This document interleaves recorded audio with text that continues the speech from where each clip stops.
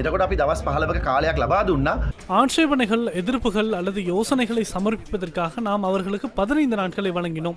அவர்கள் முன்வைத்துள்ள ஆட்சேபனைகளை நாம் ஆராய்ந்து பார்ப்போம். அது தொடர்பில் ஆராய்ந்து பார்த்தாலும் குறைந்தபட்சம் நாட்டில் வாழ்வதற்கு 1700 ரூபாவேனும் பெருந்தோட்ட தொழிலாளர்களுக்கு அவசியம். டாலரின் பெறுமதி 200 ரூபாவிலிருந்து 300 மற்றும் 370 ரூபாய் வரை அதிகரித்த சந்தர்ப்பத்தில் அதனூடாக அவர்கள் பாரிய லாபத்தை அடைந்தனர். அந்த சந்தர்ப்பத்தில் பெருந்தோட்ட மக்கள் தொடர்பில் அவர்கள் சிந்திக்கவில்லை. 4 வருடங்களுக்கு பின்னரே இந்த சம்பள அதிகரிப்பு வழங்கப்பட்டுள்ளது. எனவே 1700 ரூபாவுக்கு கீழ் செல்வதற்கு நாம் தயாரில்லை.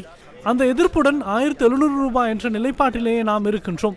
அதனை நடைமுறைப்படுத்துவது தொடர்பான யோசனைகளையும் கருத்துக்களையும் கேட்டறிய முடியும். அந்த யோசனைகளையும் கருத்துக்களையும் ஆராய்ந்து 1700 ரூபாய் என்பதே அரசாங்கம் என்ற ரீதியில் நாம் தீர்மானித்த சம்பளமாகும். යෝජනා අදහස් ගන්න පුළුවන්. ඒ අදහස් යෝජනා අරගෙන 1700 කියන එක තමයි රාජ්‍ය විදියට අපි තීන්දුව කරපු ප්‍රමාණය. அமைச்சர் ஜீவன் தொண்டமானம் சம்பளம் தொடர்பில் இன்று கருத்து தெரிவித்தார். தோட்டத்தொழிலாளர் சம்பளத்துக்கு வந்து கெசட் வெளியிட்டிருந்தாங்க கவர்மெண்ட். அதில் அது வந்து ஆணையாளர் வந்து சொல்லியிருக்காரு, அது வந்து அப்ஜெக்ஷன் இருக்குன்னு சொல்லி.